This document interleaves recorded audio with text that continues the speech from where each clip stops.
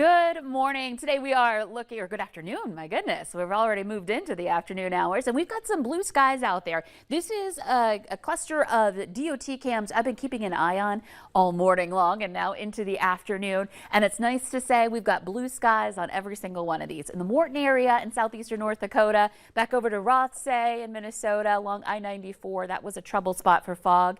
In fact, to Fargo, in the Moorhead-Fargo area along the Red River Bridge, we had some fog and frost. And in Thief River Falls looking pretty good too along Highway 59. Speaking of Fargo and the Red River Bridge, the Red River itself is now in its banks. It is below flood stage. It continues to drop after cresting on Sunday at 18.64 feet, now at 17.62, still in action stage, but you see the forecast there is for the river to continue to go down. This was the last gauge to be in flood stage. So now we are free and clear of that. The flood warnings have been canceled. So that's great for those areas that got way too much rain in December. And now looking at our first day of January, you can see we've got clear skies on our radar and satellite map.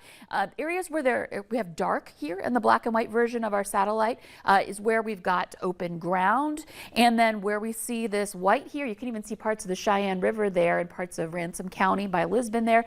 That's where we still have a snowpack going on in those areas. So still seeing that. We're going to expand the view and show you the movement of some clouds that'll be approaching. You can see some snow in southern parts of Canada. We're watching that area. We're going to see a trough move through, just kind of a weak wave of instability that could trigger a few flakes later tonight, and a wind shift as well. Here's a look at our wind speeds. They're out of the south now, so warmer air moving in, and you can see gusts up to 30 miles per hour in Grand Forks, so it is a blustery one here heading into the afternoon hours. Temperatures are mild for January standards. Again, we're in the low 20s in the east to some low 30s already in the west. Jamestown's at 32 degrees. Fargo's at 27. It's 25 in Grand Forks. It does feel cooler when we factor in that wind. We've got wind chills in the single digits. It feels like 4 in Oaks right now. So if you're planning on heading out the door and enjoying some sunshine this afternoon, you're going to want the heavier coat, especially if you're going to be in those open areas. So looking ahead to the rest of the afternoon, expect more places to get into the low 30s. We'll continue to be on the breezy side this afternoon and into this evening. We will, as we make our way into tonight, start to see that wind shift with the trough moving through. Clouds start pushing in behind that. That northwesterly breeze kicks in into tomorrow morning. You can see some areas where we've got some blue on the map, indicating that we've got a little bit of flurry activity to even a light snow shower or two early Tuesday morning. And this may carry on for a little bit during the day. Don't be surprised if you see a flake or two fly by.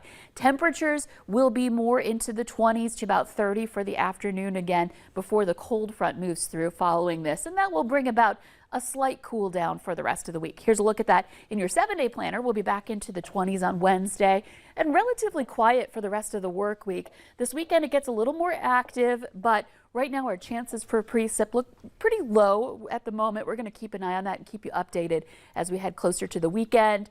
And then in our 11-day planner, our average high for today's date is 19. We are well above that today, but we'll be closer and feeling more like January temperatures toward the end of our 11-day planner. Yeah, I was about to say, 19, 15, yeah. 17, that's the weather we all know all too well here in Fargo. Exactly. We're finally going to be feeling the weather for the season that we're in. Exactly. Yeah, Lisa, thank you so much.